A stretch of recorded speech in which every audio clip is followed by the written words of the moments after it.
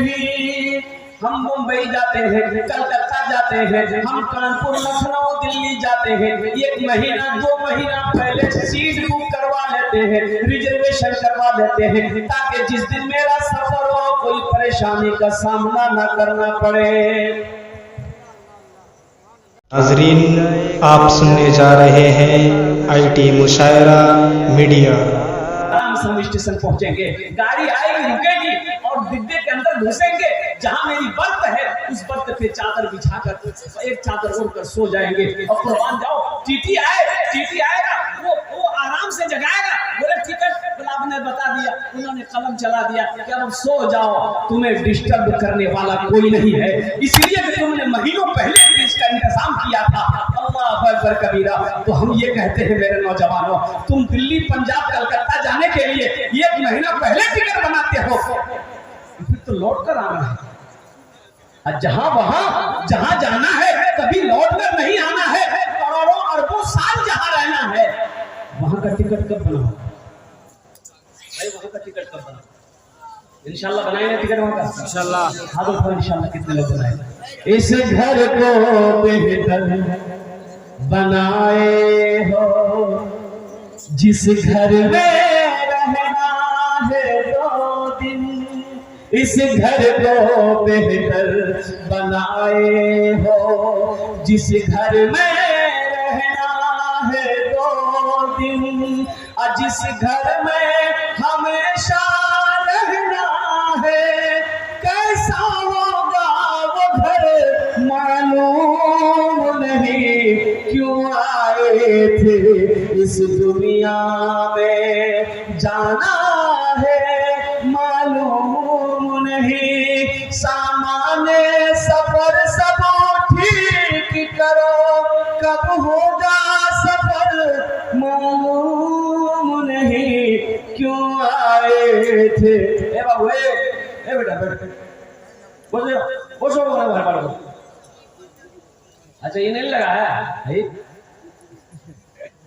ये तकलीफ कर रहे थे। नौजवान खड़ा हुआ, मैंने कहा क्या हुआ? बोला है बेटा बैठ गया। 10 मिनट में फिर खड़ा हुआ, मैंने कहा क्या हुआ? बोला हजरत बहुत जोर से लगा। हमने कहा बेटा कुछ देर और बैठ जा, तकलीफ खत्म होने वाली है। कुछ देर बाद मेरी तकलीफ खत्म हो गई, बैठा हुआ है, तो मेरी नजर पड़ी तो मैंने इशारा किया कि जाओ। बोला नहीं जाएंगे। तो मैंने कहा कहीं जाएगा? तो नौजवान बोला क्या करने जाएंगे? जो करने जा रहे थे यही होगी, अब जाने की जरूरत नहीं है। दिलजमी के साथ, इत्मीनान सुकून के साथ बैठो। देखिए बताया गया, अल्लाह के नबी जनाब मोहम्मद रसूलुल्लाह सल्लल्लाहु अलैहि वसल्लम इरशाद फरमाते हैं कि एक आदमी का 3 दोस्त था। कै दोस्त थे बताओ? 3 दोस्त। अल्लाह के नबी इरशाद फरमाते हैं कि 3 साथी था, 3 दोस्त था।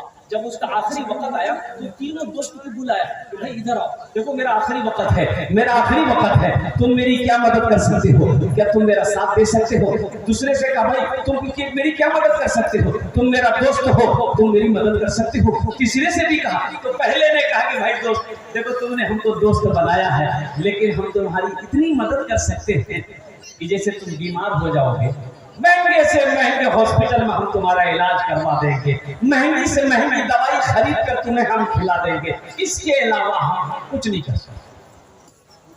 दूसरा दोस्त बोला कि भाई हम आपकी इतनी मदद कर सकते हैं कि जब आप मर जाओगे तो हम बाजार जाकर कफन खरीद कर लाकर आपको गुस्ल दे देंगे, अच्छी खुशबू मल देंगे, कफन पहनाकर जनाजे की नमाज पढ़कर अपने कंधे में उठाकर कब्रिस्तान पहुंचा देंगे, इसके अलावा हम आगे कुछ नहीं कर सकते हैं। तीसरे दोस्त से पूछा, तीसरे दोस्त ने कहा कि दोस्त गम ना करो, अरे दुनिया में तुमने मुझे दोस्त बनाया है, हम तुम्हारा साथ इस दुनिया में भी देंगे, कब्र में भी देंगे, हशर में भी देंगे, और साथ ही साथ तुम्हें जन्नत में दाखिल भी करेंगे। अल्लाह के नबी सल्लल्लाहु अलैहि वसल्लम इरशाद फरमाते हैं कि जानते हो वो पहला दोस्त कौन था? वो पहला दोस्त बेटा था, बीवी थी, भाई थे, रिश्तेदार लोग थे। वो लोग यही कहे कि भाई हम इतना कर सकते हैं कि जब तुम मर जाओगे हम तुम्हें कफन पहना देंगे, गुस्ल दे देंगे, जनाजे की नमाज पढ़कर कंधे उठाकर कब्रिस्तान तक पहुंचाकर मिट्टी दे देंगे, इसके अलावा कुछ नहीं कर सकते। और दूसरा दोस्त बोला वो कौन था? जो महंगी दवाई खरीद कर खिलाने को तैयार था, महंगे हॉस्पिटल में दिखाने को तैयार था, वो माल था, वो दौलत थी, वो पैसा था। पैसा कह रहा था तू चिंता ना कर, तुमने मुझे अपना बनाया है, अब मुझे गले से लगाया है, हम अपोलो हॉस्पिटल में तुम्हारा इलाज करवा देंगे, बड़ा से बड़ा डॉक्टर से तुम्हारा इलाज करवा देंगे, लेकिन इसके अलावा हम कुछ नहीं कर सकते। और पैसा क्या कर सकते? और कुछ कर सकता पैसा? और तीसरा दोस्त जो था उन्होंने कहा कि भाई तुमने मुझे दोस्त बनाया है, तुम चिंता ना करो, हम तुम्हें इस दुनिया में भी साथ रहेंगे और कब्र में भी हम तुम्हारे साथ रहेंगे, हशर के मैदान में भी हम तुम्हारे साथ रहेंगे, और साथ ही साथ तुम्हें अल्लाह की बारगाह में सिफारिश करवा कर तुम्हें जन्नत के अंदर में दाखिल भी कर देंगे। तो अल्लाह के नबी सल्लल्लाहु अलैहि वसल्लम ने इरशाद फरमाया कि जानते हो तीसरा दोस्त कौन था? वो तीसरा दोस्त अच्छे अमाल थे, वो अमाल जिन्होंने दुनिया के अंदर में उन्होंने बनाया था। नमाज पढ़ी थी, नमाज कह रही थी, रोजा किया था, रोजा कह रहा था, कुरान की तिलावत किया था, कुरान की तिलावत कह रही थी, तस्बीह और तहलील वक्त गुजारा था, तस्बीह कह रही थी, अल्लाह अकबर कबीरा, कुर्बान जाओ मौजूद सामने निकला। इसलिए अच्छे अमल बनाओ। एक बात हमेशा याद रखना, जिंदगी, मौलाना रूम रहमतुल्लाह अलैह फरमाते हैं, जिंदगी अच्छी होगी तो मौत भी अच्छी होगी, जिंदगी बुरी होगी तो मौत भी बुरी। जिसकी जिंदगी अच्छी हो उसकी मौत भी अच्छी होती है, और जिसकी जिंदगी गंदगियों में गुजरा हो, जिसकी जिंदगी गुनाहों में गुजरा हो, उसे अच्छी मौत आ नहीं सकती है। अल्लाह के नबी ने इरशाद फरमाया, अच्छी मौत की दुआ मांगा करो, अच्छी मौत की दुआ मांगा करो। तो मेरे भाइयों बताइए, एक नाले में देखा कि लाश पड़ी, मोहल्ले वाले जमा हो गए, भाई मोहल्ले वाले जमा हो गए, ये लाश किसकी है भाई? ऐसा मालूम हो रहा है, लाश को देखकर मालूम हो रहा है कि 2 से 3 दिन मरे हुए हो गया इस शख्स को। और लोग जमा हो गए, उस लाश को बाहर निकाला, पहचान कर रहा है कि लोग पहचानो तो सही, लेकिन किसी ने पहचान ना पाया। बोला कि भाई लाश की शक्ल बिगड़ चुकी है, पहचान में नहीं आ रहा है कि किस बस्ती का, किस इलाके का आदमी है। और कुर्बान जाइए मौजूद लोग बड़ा बस्तियों के लोग भी क्या करते, आगे उस लाश को देखने की कोशिश करे, भाई यार ये है कौन, ये है कौन, लेकिन पहचान में नहीं आ रहा, कोई पहचान नहीं पा रहा है। तो अब मसाला यहाँ पर ये खड़ा हो गया कि भाई कोई पहचान नहीं पा रहा है, तो पता नहीं कि ये इधर का है कि उधर का, ये इधर का है कि उधर का है। आप समझ रहे मेरी बात ना? जी जी जी। ना चेहरे पे दाढ़ी है, ना इस्लामी लिबास है, लोग पेशो पेश में तो भाई समझ में नहीं आ गया ये इधर का है कि उधर का है। बोला ऐसा करो, इसका आइडेंटिटी कार्ड निकालो, आधार कार्ड निकालो, पॉकेट में हाथ दिया था, आधार कार्ड निकला, आधार कार्ड बोला इसका नाम देखो, नाम से पता चल जाएगा। जब आधार कार्ड निकाला तो उसमें लिखा हुआ था बाप का, इस मरने वाला का नाम है राजा। राजा, राजा तो इधर भी है उधर भी है भाई, राजा इधर भी है उधर भी है। बोला इसका बाप का नाम देखो, इसका बाप का नाम था खाजा। बोला समझ नहीं आया, बात तो समझ में नहीं आई। तो लोगों ने कहा कि भाई आप क्या करोगे, एक रास्ता है, एक रास्ता है पहचानने का, वो आखिरी रास्ता है, वो क्या है हम नहीं बोलेंगे, आप लोग समझ रहे हैं क्या? नौजवानों, तुम ये चाहते हो कि हमारी शनाख्त, हमारी पहचान मरने के बाद लोग इस तरह करें कि नाम से हमारी पहचान ना हो, शक्ल सूरत से हमें पहचाना ना जाए, लिबासों से हमारी पहचान ना हो, हमारी शक्ल को खोल कर लोग देखेंगे कि ये मुसलमान है कि नहीं है, ये नबी का कलमा पढ़ने वाला है कि नहीं है, ये दीन का दाई है कि नहीं। कहाँ गए वो मुसलमान अगले जमाने वाले, कैसर और किसरा की गर्दनें झुकाने वाले, खुद ना खाते थे औरों को खिला देते थे, ऐसे थे मोहम्मद के घराने वाले। कहाँ गए वो नौजवान? आज तो हमारे बच्चों को, हमारे नौजवानों को मोबाइलों से फुर्सत नहीं है, व्हाट्सएप से फुर्सत नहीं है, फेसबुक से फुर्सत नहीं, कुरान की तिलावत कौन करे?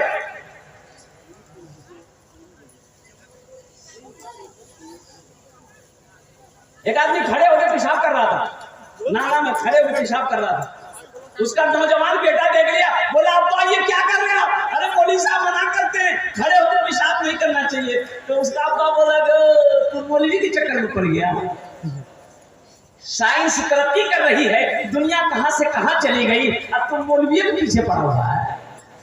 तो बेटा बोला नहीं कीजिए कीजिए। बाप पेशाब करके घर आया, बेटा सीढ़ी लगाया छत में, और सीढ़ी लगा के पेशाब करने लगा। तो उसका बाप बोला क्या कर रहा है, मेरी नाक कटवाएगा क्या? तो बेटा बोला यही तो तरक्की है, मेरा बाप होकर आप खड़े होकर पेशाब कर रहे हैं। आप ही ने कहे दुनिया तरक्की कर रही है, हम आपका बेटा सीढ़ी लगा कर पेशाब कर रहे हैं। यही तो तरक्की के बाप से बेटा आगे बढ़ गया। पहचान में आ गया मुसलमान है।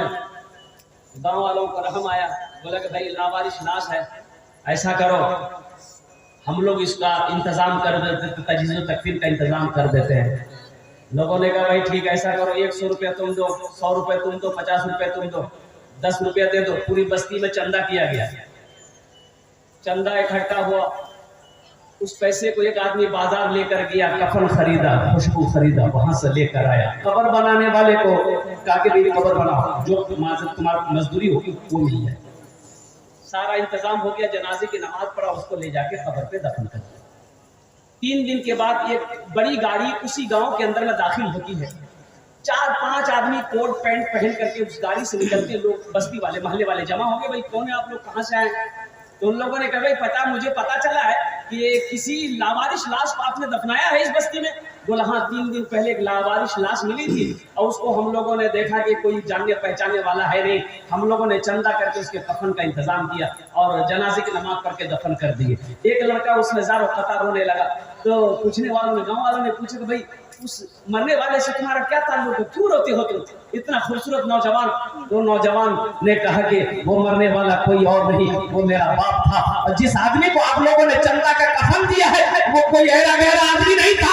अल्लाह अकबर कबीरा, अपने जमाने का अरबपति आदमी है। मेरी हवेली पटना में है, मेरी हवेली बम्बई में है, कलकत्ता में है, पटना में है और 1000 बीघा जमीन का मालिक है। कैसी मौत मरा कि अपने पैसे का कफन भी नसीब ना हुआ। इसलिए मेरे बच्चों, अच्छी जिंदगी गुजारो। जिंदगी जिसकी अच्छी होगी उसकी मौत अच्छी होगी, जिसकी जिंदगी बुरी होगी उसकी मौत बुरी होगी।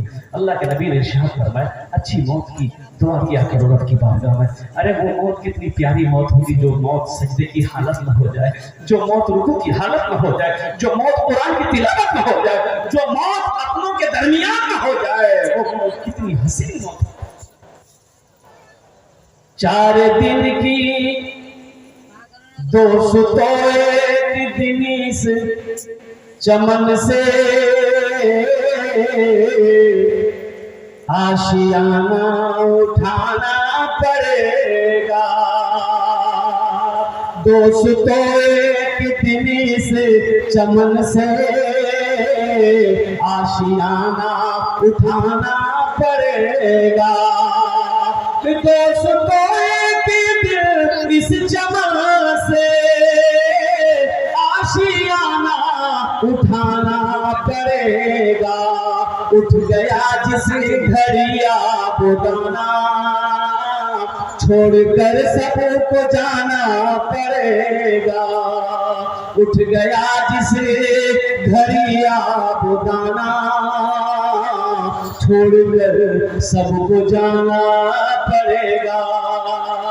कब्र में फेंक देगा जमाना, फेंक कर लोग होंगे रवाना। अल्लाह के नबी इरशाद फरमाते हैं कि दुनिया की हकीकत मकड़ी का एक पर के, मच्छर की एक पर के बराबर नहीं है। इस दुनिया की हकीकत, ये दुनिया मकड़ी का पर है। अल्लाह अकबर, मकड़ी का जाला है। इस दुनिया से निकलो मेरे भाइयों, अपनी आंखों को खोलो, आखिरत को सामने रखो, आखिरत को सामने रखो।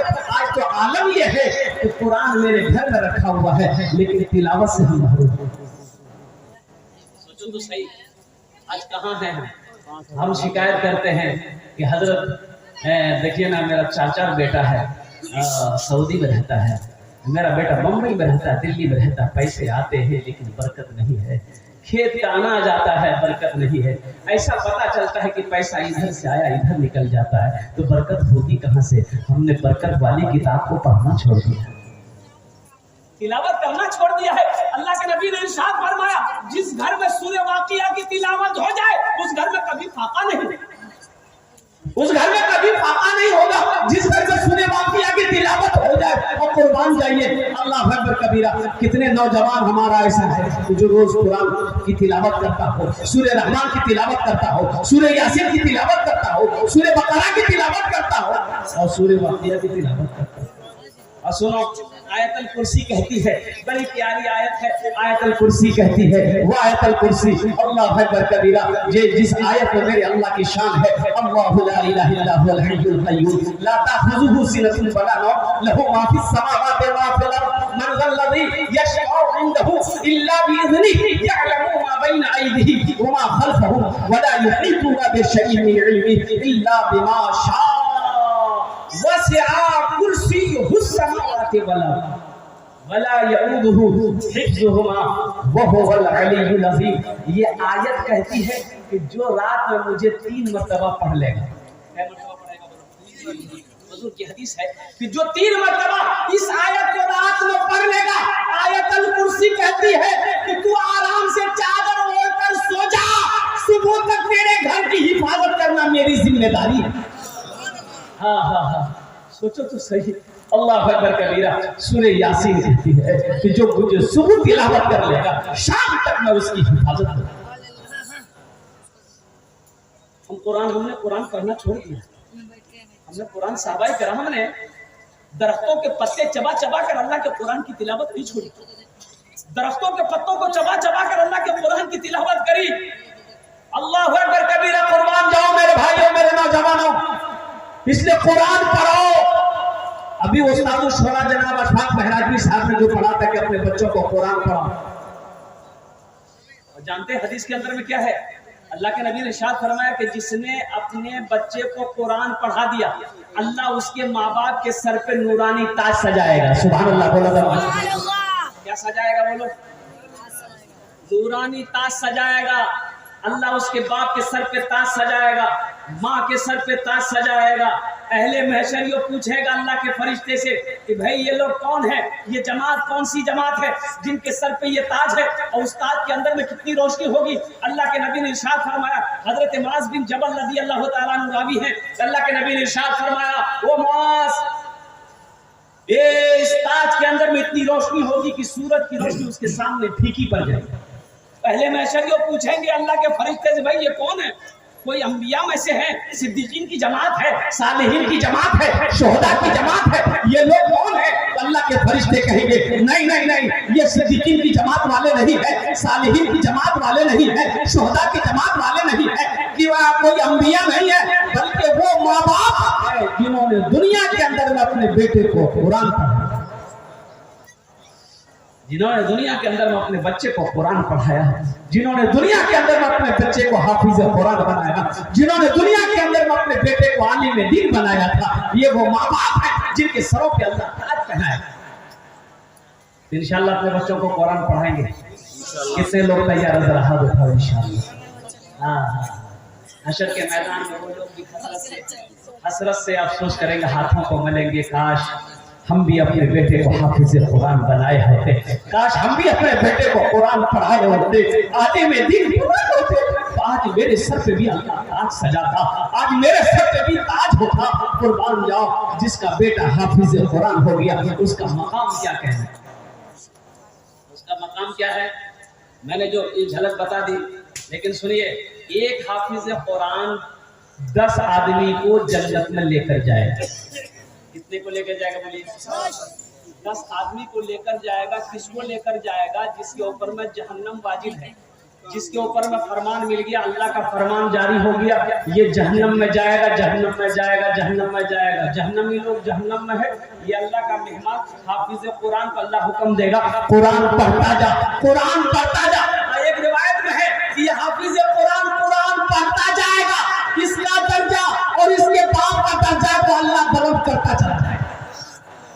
बाप का भी दर्जा को अल्लाह बढ़ाएगा, माँ के दर्जा को भी अल्लाह बढ़ाता चला जाएगा, हाफिज कुरान के भी दर्जे को अल्लाह बढ़ाता चला जाएगा। यह सूरह फातिहा से शुरू करेगा, सूरह वन्नास तक पहुंचेगा, उसकी वहां पर मंजिल होगी हाफिज कुरान।